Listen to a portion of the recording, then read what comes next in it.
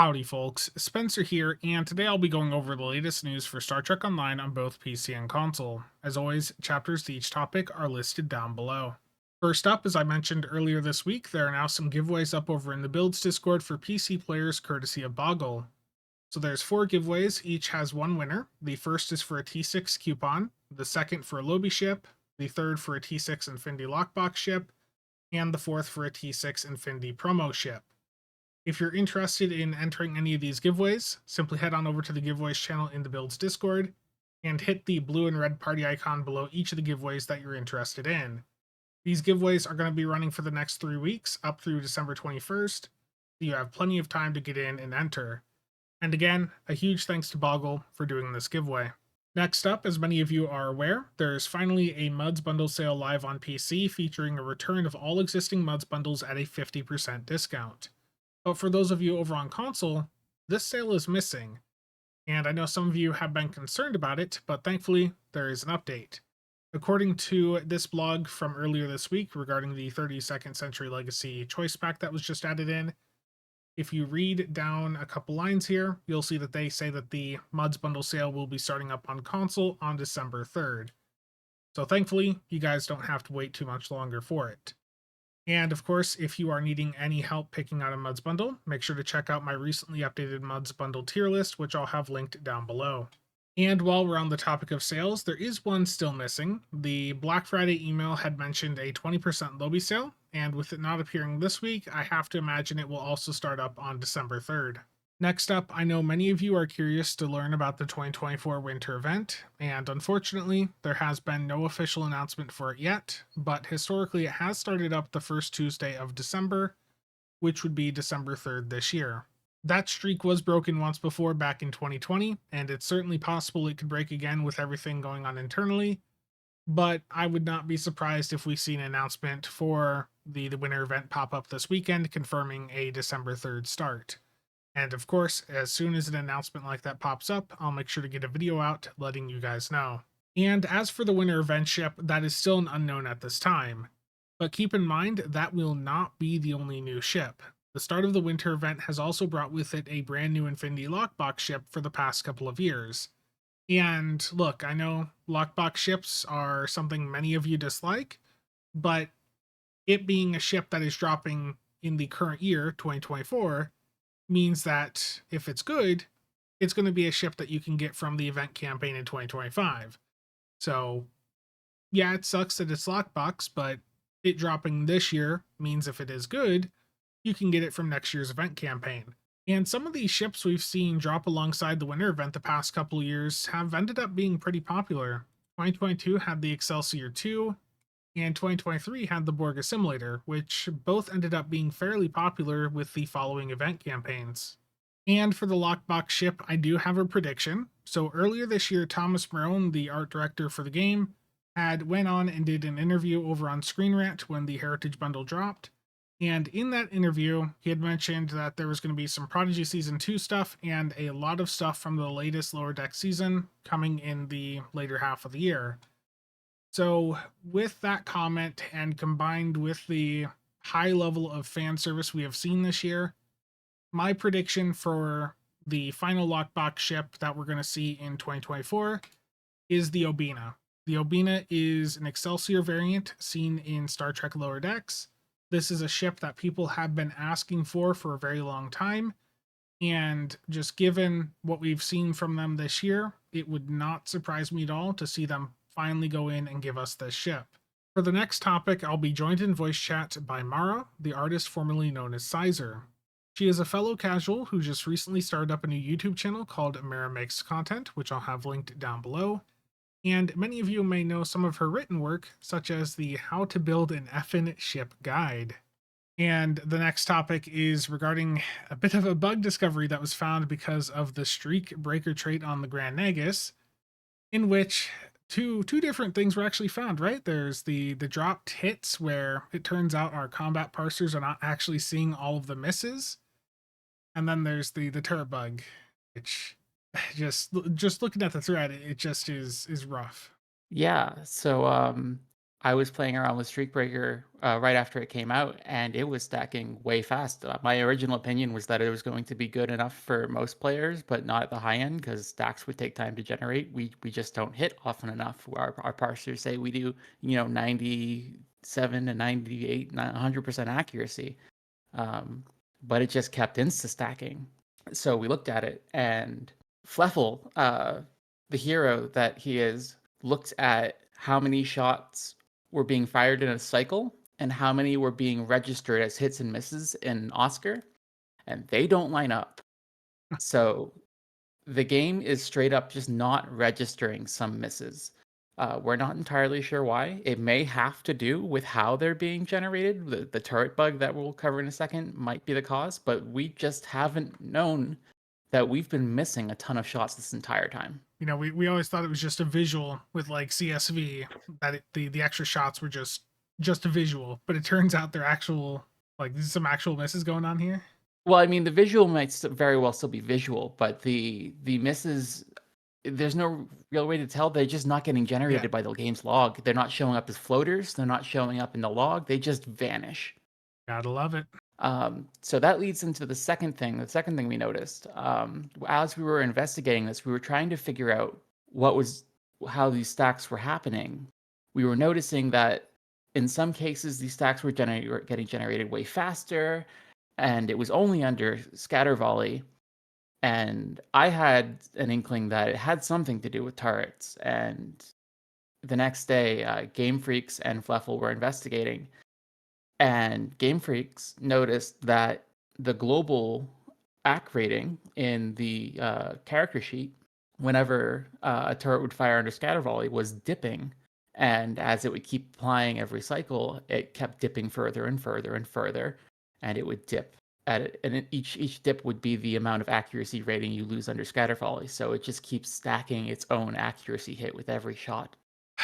That is just frustrating to hear. So as turrets keep firing, your accuracy rating keeps dropping, and the more haste you have, the worse that gets. So if you look at the thread with a bunch of turrets equipped, um, we were looking at like 408 out of 540 shots connecting, and Yeah, that's just looking at these numbers here. That is a pretty damn noticeable drop. The more turrets you have on, the more misses you're having.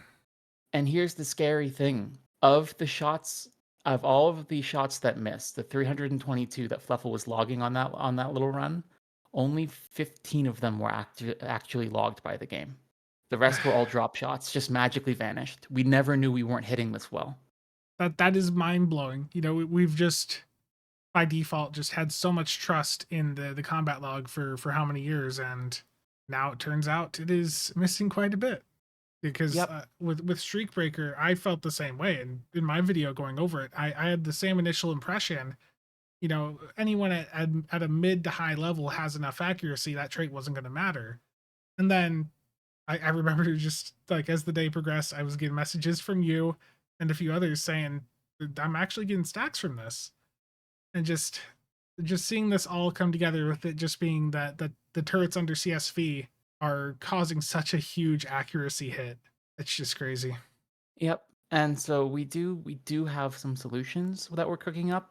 This is still all very much in progress. This has only been a few days, but Yeah. at the high end, with organized runs, we won't see really any change in our play because we use high energy communication network in our builds for the support, and that provides 100 accuracy within 4 kilometers of the caster. That goes a long way to dealing with this to begin with. And on top of that, the DPS is almost always running Tearing Goodbye, which provides another 75 accuracy. So 175 accuracy is largely enough, it seems, to counter the penalty that we're seeing. So supported runs, you won't see a change. Where this really starts to impact is in your pug and regular play. There's two approaches that I've been taking: abandoning turrets and countering with ACK. Yeah, I'm surprised to see in the thread here. I know we've talked about this, but weapon emitter overdrive, the trade off the Vodwar Juggernaut, that was a trait that people had started to move away from, and with this, you're looking at it being a potential solution to help here. Yeah, we might have been accidentally dealing with this bug for a long time by using WEO. So that's one of the potential things is that's adding another 50 ACK. It does introduce the problem of power cost management. But with high-end builds, you have the lithium transporter, which gives you immunity to all power drains. So that's not an issue for anyone using that. If you don't have access to that, you can use the kinetic cutting beam and assimilated module 2-piece, which in a high haste environment goes off very, very often, and that provides you with an extremely high amount of weapon power cost reduction, pretty much nullifying WEO's effect. Yeah, and for anyone curious, the kinetic cutting beam, it was found earlier this year, thanks to Tamara here, that the fleet power console is actually giving it haste. Most of the other haste sources in the game don't give that kinetic cutting beam any haste, but fleet power is. And when we were trying it out in some high end runs, like with a couple 100% haste, I was seeing at points, 2 to 3 stacks of it on me at the same time of that 2-piece. Yep, and that brings your power costs to near zero. Yeah. I mean, it's you can't actually achieve zero with it, but it brings it well enough to it. And I see Um, you have narrow sensor bands here, but I mean, like you have pointed out in the thread, that is just such a low uptime. yeah, it's 10 seconds every 40 or 45. It's pretty low. Yeah. There are passive ways to hunt ACK. I don't like them.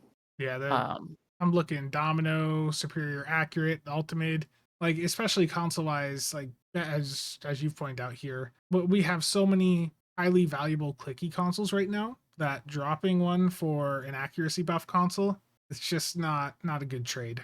yeah. So like if you don't have access to Weapon Emitter Overdrive and Tearing Goodbye, I might consider the other path, which is abandoning turrets completely, which is some weird stuff, but it works. I mean, Um, with the Pav and Omni, if you're on an escort or destroyer that's 521, you've already got the Pav and Omni on. Hopefully, you've got an experimental weapon. So yeah, it's just putting the KCB on basically.